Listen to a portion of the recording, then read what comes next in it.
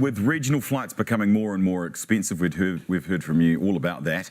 But there is some hope on the horizon. Kiwi startup Ocean Flyer, which aims to operate a fleet of 25 electric flying boats, essentially, has secured $145 million of funding from a UK investment company.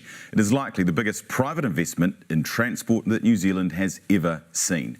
Its chief executive, Shah Aslam, joins us now. Thanks for coming into the studio, Shah. Appreciate your time. This is a pretty huge deal. But you've got the money. What happens now?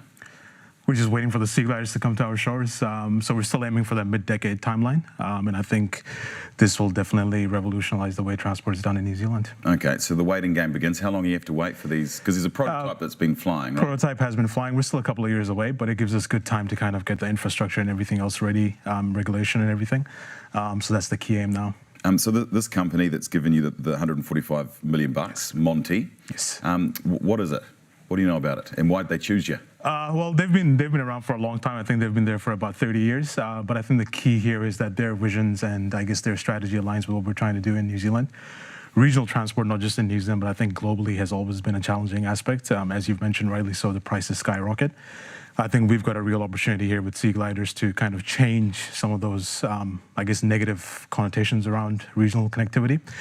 But we also have to appreciate that regional connectivity generates prosperity. It's important for the regions, connecting the regions to the larger centers like Auckland or Wellington. You're not only moving business and people and goods, but you're giving access to people for education, for healthcare, and for other life events. So I think all of those strategies align well. Does it make it feel real? Does it turn it from a pipe dream into something that's actually real now? I mean, that's not an insignificant amount of money. No, it does. I guess some mornings I still have to wake up and pinch myself, but you know, it's exciting. It's cool to see all the support we've received locally and overseas, and you know, I think it just shows confidence not just in Ocean Flyer, but also in the country of New Zealand from overseas investors. So tell us about the plane/boats. How do they work? Because it's kind of a mash-up between an America's Cup boat that's flying over the water and a conventional aeroplane. It is. So it's pretty cool, actually. It starts on its hull when it's port side, and as it gains speed, about 20 kilometers an hour, it raises on its foils. And from there, as it gains further speed, it takes off. It flies about 10 meters above the surface of the water in wing and ground effect. And from there, it flies at about 300 kilometers an hour. So pretty fast. As an example, you're looking at Auckland-Whangarei in about 35 to 40 minutes. And costs are pretty low as well because they're fully electric and regulated by maritime. You're looking at about $50 to $60 one way. You talked about being port side. Yes. So it's obviously more maritime, and you'll be regulated by Maritime New Zealand rather than the Civil Aviation Authority. Correct. How does that work? Because it's still a plane, though. It is a plane, and you know, the way it operates almost as an aircraft. But the reality is, back in the day, IMO and ICAO reached an agreement that anything that flies under 500 feet will come under the maritime domain. So I guess we're just following the rules of IMO and ICAO, it's good because we've had some really good conversations with Maritime New Zealand. They've been very proactive, and you know, we look forward to our relationship with them. You talked about Auckland to Whangarei in 35 to 40 minutes, 35 minutes.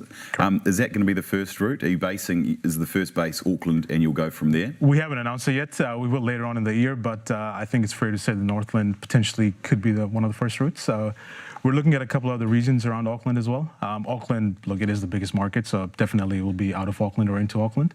But we will announce that later on in the year. And do you know how many people will fit on your boats, planes?